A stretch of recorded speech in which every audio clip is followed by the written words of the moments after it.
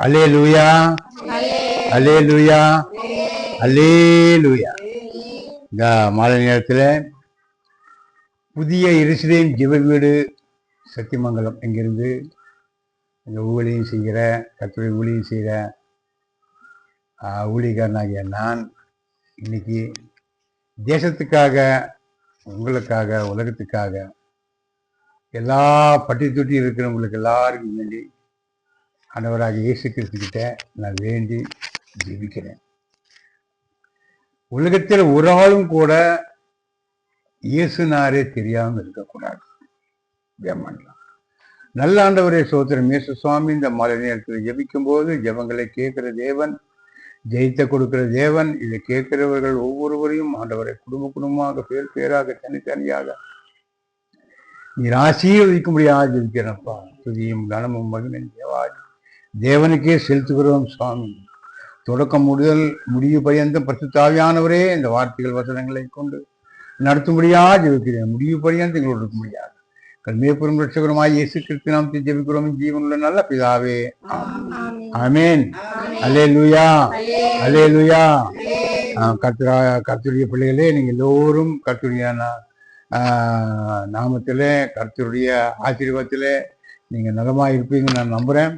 இந்த மாலை நேரத்தில் ஆண்டவரை நம்புற அனைவருக்குமே, யாரெல்லாம் நம்பியிருக்கீங்களோ அவங்களுக்கு எல்லாருக்குமே ஆசீர்வாதம். நம்பிக்கைன்னா ஒப்பு கொடுத்து ஜெபிக்கணும். ஆமென். ஒப்பு கொடுத்து ஆண்டவருக்கு நம்ம என்ன பண்ணணும்? ஒப்பு கொடுத்து ஜெபிக்கணும். அந்த ஜெபம் எப்படிப்பட்ட ஜெபம் இருக்கணும்னா நம்மளை ஆசீர்வதிக்கிற ஜெபமா இருக்கும். நம்ம யாருக்கெல்லாம் ஜெபம் பண்றோமோ அவங்கள அந்த ஜெபத்தின் மூலமாக அவங்களுக்கு இந்த ஆசீர்வாதம் வச்சுக்கணும். ஆமென். அல்லேலூயா. ஆண்டவர் யாரு ஆண்டவரை ஏற்றுக்கொள்கிறாரோ அவரை ஒருபோதும் கைவிடுறதே இல்லை. அல்லேலூயா. ஆனா நாம என்ன பண்றதுனாக்கா, நம்பாம சில காரியங்கள்ல சில சோர்வு சில ஏதாவது ஒரு காரணத்தை சொல்லி நம்ம ஆண்டவரை விட்டு விலகி போயிடுறோம். ஆனா ஆண்டவர் நம்மளை விட்டு விலகி போகிறதே இல்லை. அல்லேலூயா, அல்லேலூயா. நாம பைபிள்ல பாக்குறோம். நம்ம ஆபிரகாமிலிருந்து கடைசி ஆதியாகமிலிருந்து வெளிப்படுத்தி வரைக்கும் பார்க்குறோம்.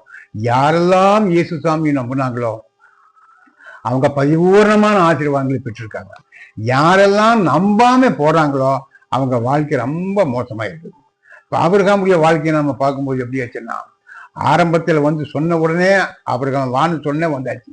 100 வருஷம் வரைக்கும் அவன் என்ன பண்ணான்? ஆண்டவர் கூட பேசி, ஆண்டவர் கூட உலாவி, ஆண்டவர் கூட பேசி என்னென்ன சமாச்சாரம் வேணுமா ஒரு மனுஷனோட பேசுற மாதிரி முகமுகமா பேசுறாரு. அதே சமயத்துல பேசுறதுக்கு அவருடைய பலன் என்னாக்கா, அவர் சொன்னாரு, இந்த வானத்தின் பூமிகள், வானமும் பூமியும் எவ்வளவு தூரமோ அதே மாதிரி உனக்கு ஒரு பெரிய ஆசீர்வாதத்தை தரேன்னு சொன்னாரு, கொடுத்தாரு. எப்படின்னா அவரை நம்பினதுனால. அல்லேலூயா.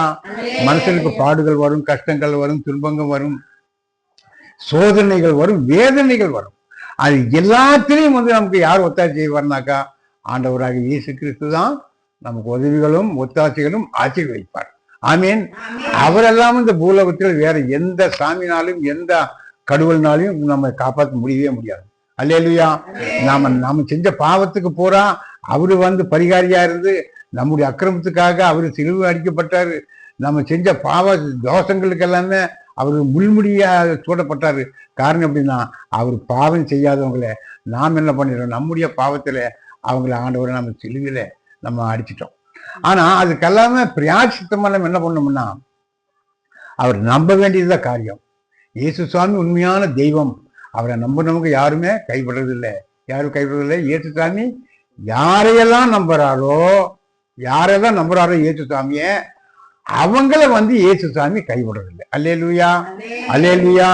அவன் அத்தனை மாதிரி நம்பிக்கையா இருந்து கூட அவங்க குழந்தையெல்லாம் இருந்துச்சு. நம்ம ஆதியாகமம் 22 பாக்குறோம்.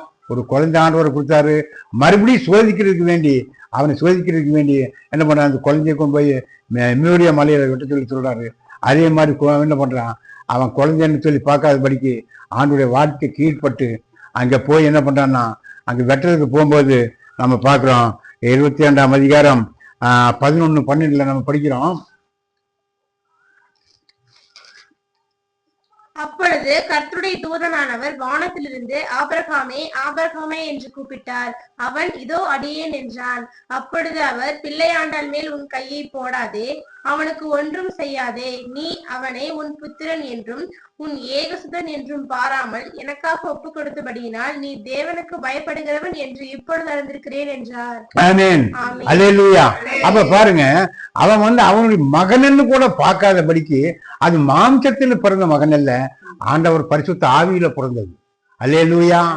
அப்ப ஈசாக்கு பிறந்தது எப்படின்னாக்கா, மாம்சத்துல பிறந்த குழந்தை இல்ல. இயேசு சுவாமி மரியம்மாவுடைய வகுத்துல எப்படி பரிசுத்தமா பிறந்தாரோ அது மாதிரி ரெபேக்காளுடைய வகுத்துல பரிசுத்தமா பிறக்கப்பட்டதுதான் அந்த ஈசாக்கு. அப்ப என்னாச்சுன்னா, அவன் நினைச்சான், ஒருவேளை இந்த ஈசாக்கு ஒரு ஆளை வெட்டினாக்கா இவர் இன்னும் நிறைய ஈசாக்குகள் கொடுப்பாரு, ஜனங்கள்ல இருந்து நிறைய தரேன்னு சொன்னாரு.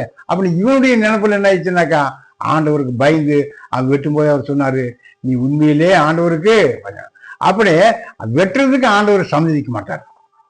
என்ன சொல்றேன்னாக்கா, நமக்கு ஒரு பாடு வந்துருச்சு, கஷ்டம் வந்துச்சுன்னா அதை பார்த்துட்டு இயேசுசாமி என்ன பண்ண மாட்டாரு, சும்மா இருக்கவே மாட்டாரு. ஆனா ஆண்டவருடைய பயம் நமக்கு இருக்கணும், கடவுளுடைய பயம் நம்ம எங்க போனாலும் இருக்கணும். யாருக்கிட்ட பேசினாலும் சரி, யாருக்கிட்ட ஏதாவது கொடுத்தாலும் சரி, வாங்கினாலும் சரி, ஆண்டவரை நினைச்சு நம்ம அந்த காரியங்களை செய்யும் போது ஆண்டவர் நம்மளை ஆசீர்வதிப்பாரு. அவருடைய பயம் யாருக்கிட்ட இருக்கோ அவர் ஆசீர்வதிக்கப்படுவார். அல்லேலூயா, அல்லேலூயா. நம்ம அடுத்த ஒரு வீடியோவில் நம்ம மறுபடியும்